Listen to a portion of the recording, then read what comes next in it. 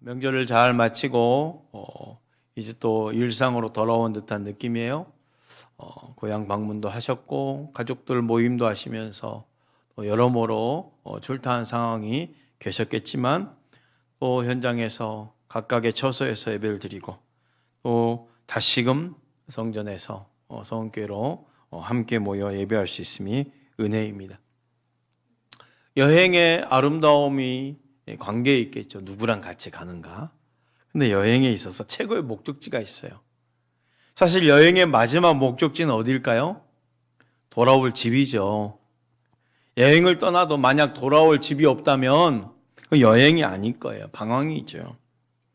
그러니 여행을 가도 돌아올 집이 있기 때문에 그 여행이 행복한 겁니다. 아무리 아름다운 곳에 여행을 가더라도요, 집에 돌아와서 다들 하는 말이 있잖아요. 그래도 집이 어떻게 잘하세요?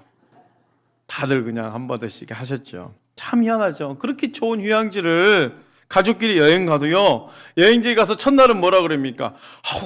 여기서 평생 살면 좋겠다. 그런데 하루 이틀 지나고 3일째 되면 뭐랍니까? 집에 가고 싶다. 집에 가서 빨리 쉬고 싶다 그래요. 만약 어린 자녀들이 있으면 자녀들 뭐랍니까? 엄마 집에 언제 가? 이런 인생들을 삶에서 성경 뭐라 합니까? 나그네 인생이니까 그래요. 히브리서 11장 18절 말씀 볼까요? 이 사람들은 다 믿음을 따라 죽었으며 약속을 받지 못하였으되 그것들을 멀리서 보고 환영하며 또 땅에서는 외국인과 나그네임을 증언하였으니. 무슨 말입니까? 지금 내가 살고 있는 인생이 삶의 정착력이 아니라는 거예요. 나그네는요, 지금 머물러 있는 것 같아도 가야 할 곳이 있는 게 나그네잖아요. 야곱도 자기 인생 어떻게 표현합니까? 창세기 47장 9절에 이렇게 표현하고 있어요. 야곱이 바로에게 아뢰되 내 나그네 길의 세월이 130년이이다. 내 나이가 얼마 못되니 우리 조상이 나그네 길의 연조에 미치지 못하나 험악한 세월에 보내었나이다 하고. 야곱은 자신의 삶을 험악한 나그네 인생길을 살았다고, 나그네 세월이었다고 말하고 있어요. 그러니까 성경에도 인생을 나그네라고 하는 거예요. 근데 성경뿐입니까? 세상도 인생을 나그네 인생이라고 그러네요. 최희준 씨가 불렀던 하숙생 노래를 아십니까? 저는 뭐 그 시대가 아니어서 이 노래를 막 즐겨 부른 그런 것도 아니지만 노래가 하도 유명하니까 앞부분은 제가 좀 알아요. 인생은 나그네 길 어디서 왔다가 어디로 가는가 구름이 흘러. 더 이상 부르면 같이 막 따라서요. 저도 이 노래를 제가 그렇게 잘 부를 줄 몰랐습니다. 조금만 부르면 아멘 할 것 같아가지고 아멘 한 노래가 아닌데 유행가입니다. 성경도 세상도 인생을 뭐라 합니까? 나그네라고 그래요. 그런데 다른 점이 있어요. 세상이 말하는 나그네 인생은요, 이 하수생 노래처럼 어디서 왔다가 어디로 가는지 모르는 거예요. 성경에서는요 그게 아니잖아요. 그런데 세상은 모르니까, 내가 돌아갈 집 그 하늘 본향 내 고향 하늘나라 있는지를 모르니까, 내가 창조된 영적 존재인 줄 모르니까, 하나님을 모르니까 어디서 왔다고 어디로 가는지 모르는 거예요. 그러니 타 종교에서, 불교나 힌두교에서는 이 죽음을 두려워한 나머지 윤회사상을 만든 거예요. 윤회사상이 뭡니까? 죽음 이유를 모르니까 이 생사를 계속 거듭하면서 막연한 희망사항을 사는 것 아니겠어요? 그런데 성경은요, 인생이 어디서 왔고 어디로 가는지를 분명하게 말합니다. 내 인생 하나님이 만들어셔서 하나님이 주셨기 때문에 다시금 하나님께로 가는 것이 인생이라고 분명히 말하고 있어요. 그러니 인생을 말할 때 하나님 안에서 말해야 진짜 인생인 거예요. 우리는 하나님께로 왔기에 다시 하나님께로 가는 거고, 하나님 앞에 설 때에 예수 믿는 인생은 내 고향 하늘나라로 가는 것입니다. 이 자리에 계신 우리 모든 성도님들이 여러분의 인생길에 주님과 함께 살면서 돌아갈 내 고향 하늘나라가 있다는 것이 큰 축복임을 믿으시길 바랍니다. 시편 23편 마지막 구절이죠. 내가 여호와의 집에 영원히 살리로다. 우리 함께 다시 한번 봉독해 볼까요? 시작. 내 평생의 선하심과 인자하심이 반드시 나를 따르리니 내가 여호와의 집에 영원히 살리로다. 7, 8월 달, 이렇게 9월 달까지 이렇게 다윈 이야기를 할 줄 몰랐어요. 성품 이야기 여행을 하면서 다윗의 삶 속에 담겨진 그 말씀 함께 나누다가 시편 이야기도 한 번씩 이렇게 휴게소 들리듯이 이야기하는데 오늘 이제 6절도 됐네요. 내 인생 그 나그네 길 살아오면서 다윗의 입장입니다. 그 나그네 인생길 살아오면서 그 삶에 얼마나 많은 경험을 했겠어요. 목동으로 열심히 살았잖아요. 사자, 곰도 막 싸워가면서 양을 지키고 그러다가 갑자기 전쟁에 휘말려서 골리앗과 싸움고 이기고 그러면서 백성들에게 뭐라고 칭송을 받습니까? 야, 사울은 천천히요 다윗은 만만이다 라는 인정도 받아봤고 40년 긴 시간 동안 그 사울의 시련을 감당하면서 왕의 자리에 이제 오르기도 했고 왕이 된 후에도 모든 것 잃어보기로도 했잖아요. 아들 압살롬 배반당해서 왕의 보좌에서도 밀려나기도 했고 그러다가 인내의 삶도 살아보고 용서의 삶도 살아내고 울면서 신앙의 삶을 살아내기도 했습니다.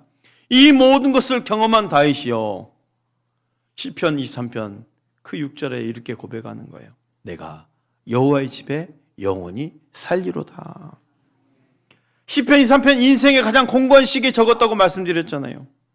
그런데 자신의 인생의 가장 공고한 시기에 내가 여호와 때문에 부족함이 없다라고 고백했던 다윗이 그 마지막 절 그 6절을 이렇게 마무리 짓습니다. 내가 여호와의 집에 영원히 살리로다. 이렇게 선포한 이유가 뭘까요? 그 이유를 알기 전에 먼저 알아야 할 것이 있어요. 다윗이 지금 여호와의 집, 왕의 궁정, 주의 궁정이라고 부르는 그 여호와의 집은요 1차적으로 뭘까? 장막입니다. 화려한 성전이 아니에요. 다윗이 말하고 있는 여호와의 집은 장막이거든요. 다윗 시대엔 성전이 없었어요. 다윗은 자신의 아들 솔로몬이 지은 그 화려한 성전을 보지 못했어요. 당시에 다윗 시대에 성전 기능을 하는 성막과 회막이 2개가 있었어요. 한마디로 다윗 시대에는 회막이 2개가 존재했는데 언약궤가 없는 기브온에 사울이 지었던 이 성막이 있었고요. 언약궤를 가져와서 언약궤만 모셔놓은 장막, 다윗이 가져온 예루살렘에 그렇게 장막이 있었죠. 언약궤는 어떤 우여곡절이 있었습니까? 전쟁 가운데 블레셋에게 빼앗겨가지고 나중에 그 블레셋에서 다시 오베데돔 집에 돌아왔죠. 오베데돔에 있는 그 언약궤를 다윗이 다윗성으로 모셔오면서 어떻게 돼요? 예루살렘으로 들어왔는데 이 언약궤를 임시 보관할 처소가 필요한 거예요. 성전을 지을 수는 없으니까 장막을 지어놓은 거예요.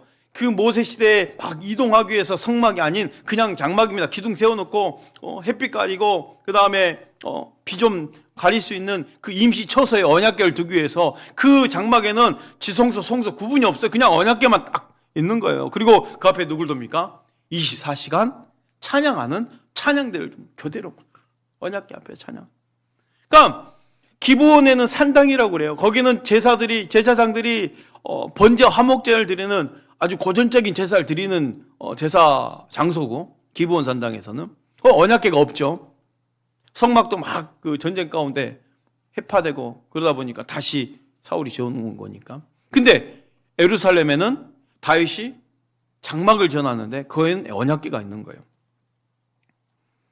양쪽에 각각의 제사가 있는 거죠. 한쪽에는 번제 화목제를 드리는 제사, 한쪽에는 찬양을 드리는 찬양의 제사. 그럼 지금 다윗이 말하는 여호와의 집에 영원히 살리로다 말하는 그 여호와의 집은 기브온 산당을 말할까요? 다윗의 장막을 말할까요? 다윗의 장막입니다. 다윗의 장막.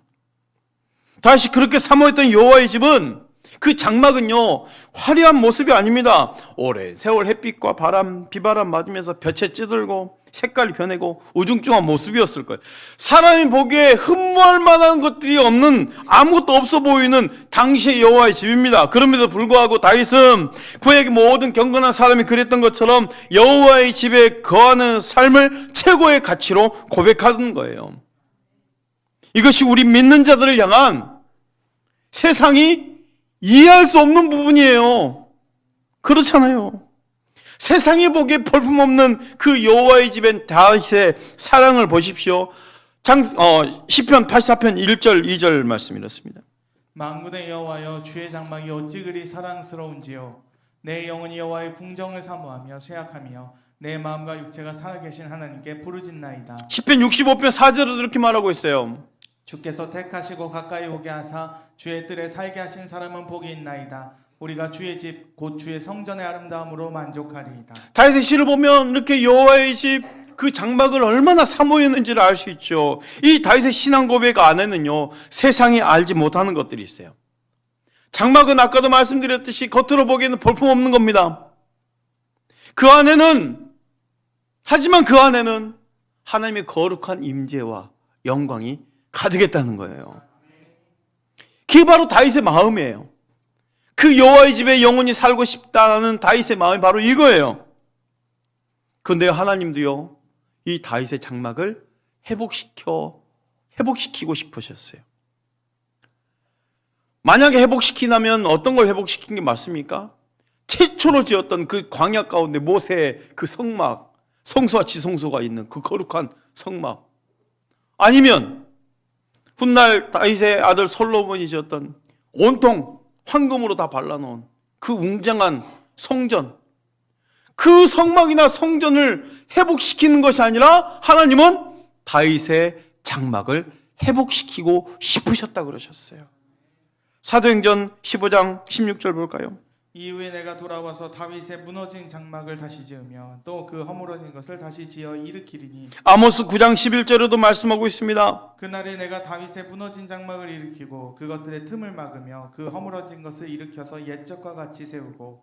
세상에 속한 사람들은요, 건물이 화려한 건물수를 보면서 먼저 판단합니다. 그러나 이 땅의 거룩한 제사장이 된 우리들은요, 여호와의 집에 내면을 볼 수 있어야 되는 거예요. 세상이 보지 못하는 것들. 다윗의 장막은 뭘까요? 건물이 아닙니다. 다윗의 장막은요, 하나의 사건이, 어떤 사건?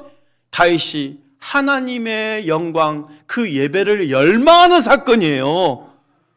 그 열망이죠. 하나님의 영광이죠. 하나님의 영광을 사랑하는 열정, 이게 바로 다윗의 장막이에요. 그 임시초서는요, 모세의 그 성막이나 솔로몬의 성전에 비교해 보면 제대로 조건도 갖추지 않았어요.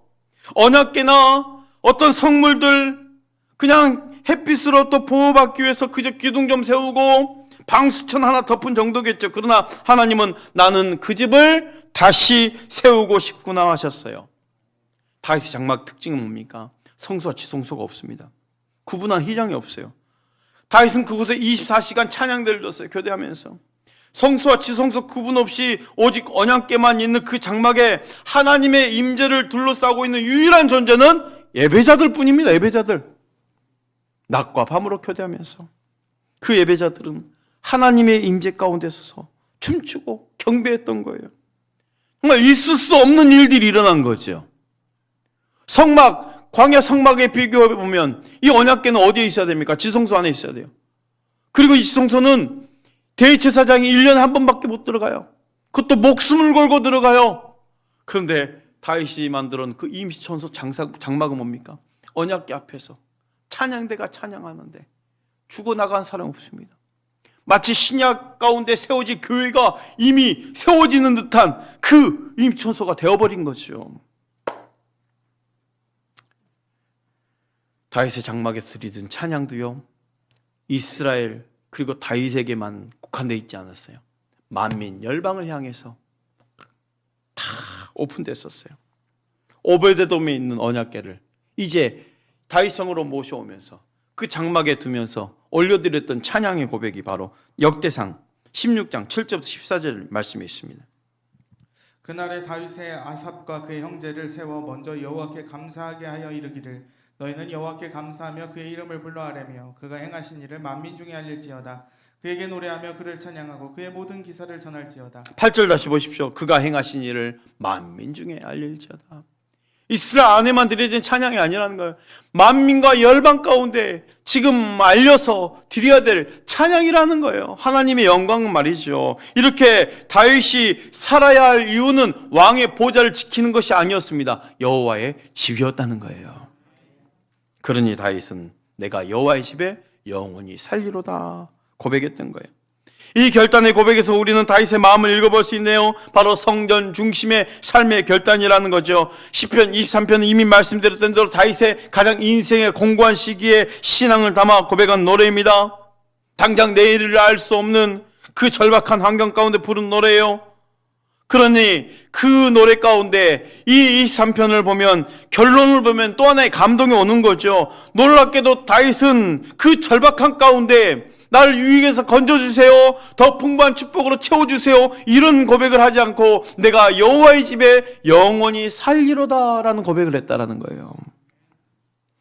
원수를 갚을 수 있기를 고백하면서 결론을 맺지 않고, 더 풍성한 축복을 기대하면서 결론을 맺지 않고, 내가 여호와의 집에 영원히 살리로다. 뭐 대단한 신앙 고백도 아니에요. 그냥 여호와의 집에 살겠다는 거 아닙니까? 그 공고한 가운데, 잃어버린 가운데 다윗은 내가 여호와의 집에 영원히 살리로다 고백하는 것은요, 성전 중심의 삶을 살겠다는 그런 결단입니다. 다윗은 왕이잖아요. 모든 것 가져봤잖아요. 모든 것 누려봤잖아요. 정쟁의 영웅도 되어봤잖아요. 하나님 마음에 합한 자라는 칭찬도 받아보았잖아요. 그런데 그렇게 다 잃어버린 공고한 가운데, 그래 내가 왕의 보좌도 다 양보할 수 있어, 돈도 명예도 다 양보할 수 있어, 그러나 나에게 성전 중심, 하나님 중심만큼은 절대로 양보할 수 없어. 이런 결단 아니겠어요? 성전 중심의 삶이 얼마나 진정한 가치인지 다윗이 깨달은 이 시편에 또 다른 고백이 있어요. 시편 84편 10절 말씀 이렇게 말합니다. 주의 궁정에서의 한 날이 다른 곳에서의 첫날보다 나은즉 악인의 장막에 사는 것보다 내 하나님의 성전 문지기로 있는 것이 좋사오니. 아무리 좋은 곳에서 첫날을 살아도 성전에서의 하루만도 못하다라는 거죠. 나는 성전 문지기로도 좋습니다라는 고백 아니겠어요? 사랑하는 성도 여러분, 우리도 이런 결단의 고백이 있기를 축복합니다. 우리가 지금 시편 23편 말씀을 가지고 예배를 드리고 있잖아요. 예배의 본질이 뭡니까? 예배의 본질은요, 내가 무엇을 받아들이는 게 아니에요. 내가 오늘 주일날 성수했기 때문에, 아니 예배 드렸기 때문에 나에게 좋은 일이 있을 거야, 그게 아니라는 거예요. 예배의 본질은 뭡니까? 드림입니다. 그리고 하나님이 받으셔서 완성인 거예요. 그렇잖아요. 내가 오늘 교회에 왔으니까 좋은 일이 있을 거야, 예배를 통한 보상을 받을 거야, 이게 아니에요. 예배의 본질은 드림이고 나의 예배를 하나님께서 받아주심으로 완성인 거예요. 그래서 우리는 예배를 통해서 우리의 찬양을 드리고 기도를 드리고 시간을 드리면서 헌금을 드리면서 예배에 있어서 그렇게 드리는 거죠. 그런데 예배에 있어서 최고의 드림은요, 결단입니다. 결단 있는 예배. 다윗의 결단을 보세요. 내가 여호와의 집에 영원히 살기로다. 결단 아니겠어요? 만약 우리 오늘 예배 중에 은혜 받았기에 그 무언가를 깨달은 것이 있다면 그 깨달은 것으로 만족하는 것이 아니라 결단이 있어야 돼요. 내 신앙적 삶을 결단하는 거죠.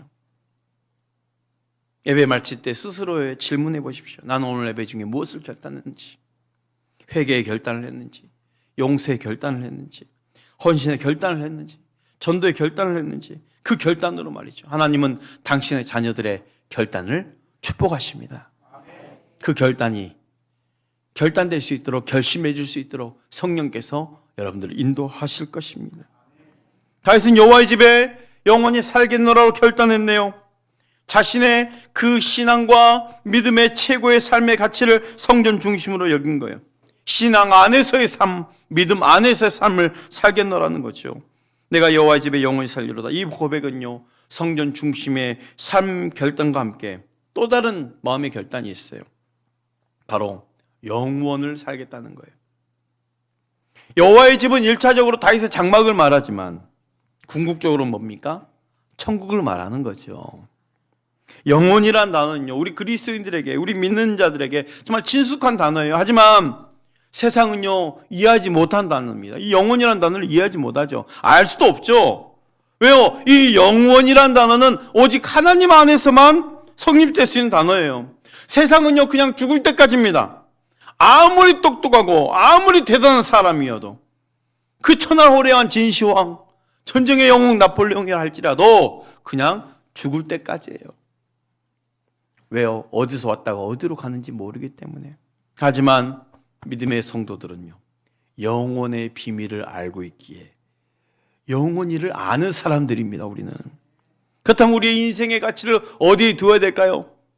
기껏 100년도 안 되는 삶만 살 수 있는 육신에게 있겠습니까? 아니면 영원토록 살아야 되는 영혼에 있겠습니까? 모세가 기록한 시편 90편의 기록을 보면 우리 연수가 70이요, 강건하면 80이라도 말하고 있어요. 하지만 다윗은요, 7, 80의 인간의 삶이 끝나는 것이 아님을 알았어요. 자신의 삶이 영혼까지 계산된 거예요. 그래서 영원한 나라를 향한 영성이 있었기에 지금 당장 공고한 삶, 모든 걸 잃어버린 삶이라 할지라도 그가 부족함이 없다라고 고백하는 것은 뭐예요? 이 땅의 삶이 아무리 하려 해도 헛되고 헛될 수밖에 없는 것을 알았기 때문에 그는 하나님 나라 그 영혼을 보았기 때문에 그 영혼을 고백했던 거예요. 내가 여호와의 집에 영원히 살리로다. 아멘. 물론 이 땅의 7, 80 중요합니다. 그러나 그 한정된 인생에 만약 하늘이 없다면, 영혼이 없다면 이 자리에 계신 우리 모두도 다 불쌍한 인간들일 수밖에 없죠. 사도 바울이 그렇게 말했거든요. 고린도서 15장 19절 말씀, 사도 바울이 이렇게 말했습니다. 만일 그리스도 안에서 우리가 바라는 것이 다만 이 세상의 산품이면 모든 사람 가운데 우리가 더욱 불쌍한 자이리라. 그렇죠. 그런데 뭡니까? 우리는 하늘을 알고 있고 영혼을 알고 있는 사람 아닙니까? 나에게서 진정한 소망이 하늘일 수 있기를 축복합니다. 그래서 우리 시민권은 어디 있는 거예요? 하늘에 있는 거예요. 빌립보 3장 20절 말씀, 우리 함께 읽어보자. 시작. 그러나 우리의 시민권은 하늘에 있는지 거기로부터 구원하는 자 곧 주 예수 그리스도를 기다리노니. 그렇다면 우리 삶의 가치를 어디에 두어야 되겠습니까? 하늘에 두는 거예요. 그 주님의 말씀하신 삶의 가치가 있어요. 마태복음 6장 19절 21절 말씀, 너희를 위하여 보물을 땅에 쌓아두지 말라. 거기는 좀과 동록이 해하며 도둑이 구멍을 뚫고 도둑질하느니라. 오직 너희를 위하여 보물을 하늘에 쌓아두라. 거기는 좀이나 동록이 해하지 못하며 도둑이 구멍을 뚫지도 못하고 도둑질도 못하느니라. 내 보물 있는 그곳에는 내 마음도 있느니라. 사랑하는 성도 여러분, 여러분의 보물을 하늘에 쌓아두시길 바랍니다. 우리의 진정한 가치가 영혼에 있다는 것을 믿으시길 바랍니다. 시편 23편이 우리 모두의 노래가 될 수 있기를 축복합니다. 내가 여호와의 집에 영원히 살리로다. 이 다윗의 고백이 나에게도 영원히 하늘을 사모하는 진정한 가치가 될 수 있기를 축복합니다.